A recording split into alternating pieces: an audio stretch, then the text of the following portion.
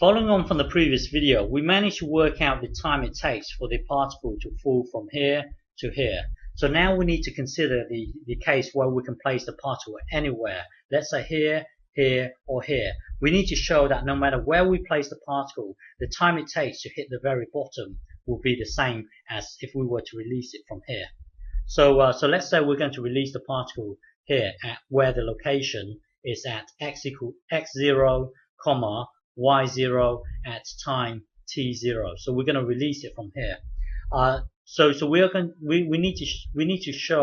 we need to work out the time it takes to get from here to here. And the way we do that would be to use the conservation of energy, where the loss in potential energy it will equal the gain in kinetic energy. So we are going to make use of potential energy and kinetic energy. So the potential energy here is really mgh, where h is the height of this thing here. So we are going to make use of this. So now times both sides by 2, and then the 2 m's will cancel out, square root it. So v equals this thing here. So the velocity will be 2 times gravity times h. H is the height here. H is the height here. So that will then take us to this. So v equals this thing. You see, so v equals 2 times g times h. So this here is h.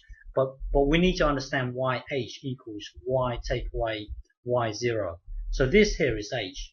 So currently v equals this thing. The reason why we get it to v equals this thing is because later on we're gonna replace v with ds by dt, and then we're gonna rearrange it so that the dt equals blah blah blah ds, and then we would integrate both sides. Then that would then give us a total time equals blah blah blah.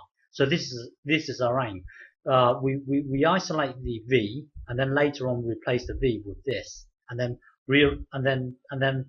integrate both sides. That will then give us a t. But we need to take one step back and try and understand why this here is h, because currently v equals 2 times g times h. We need to understand why h equals this. So if you look at this here, h is our height.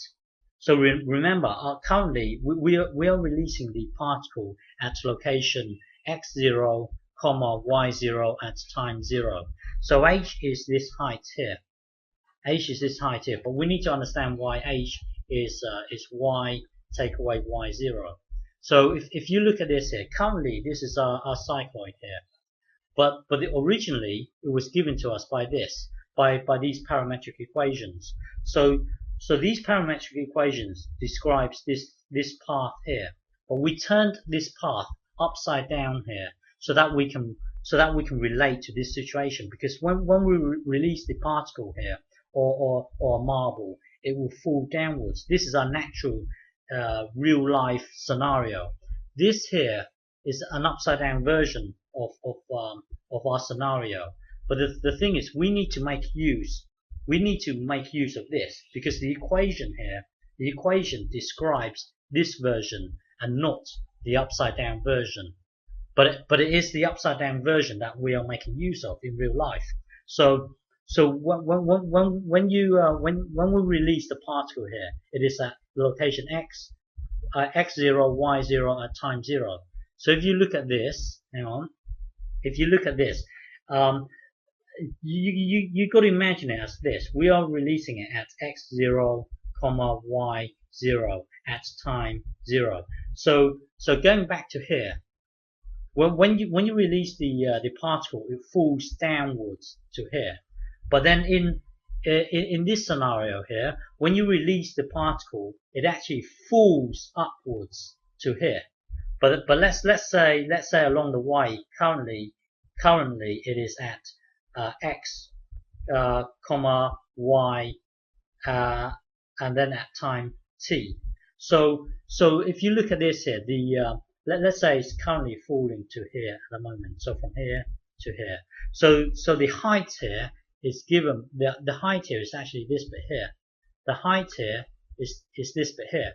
But then when you look at this scenario, the height here remember it is falling upwards, if that makes sense. It is falling upwards from here to here. So the height here is actually, well, you need to look at this. The height is actually, well, this location here, the height here will be, well, you need to look at this bit here. And then you need, so the height here will be y, and then you need to take away y0. That's why the height here will be y take away y0. A lot of people think it's y0 take away y, but it's not. Hang on, let's go back one step. When we are currently releasing the marble here. When you release it, it will fall down here. So the height is this bit here. But when you look at this here, the height is actually hang on, let me clear this up. You release you release the particle here, and then it falls upwards. So this here is the height. Well, to obtain this height, you need to get the y value here, which will be at y, take away y0, take away y0. That will then give you the height. So the height is given by this. So the height is given by y take away y0.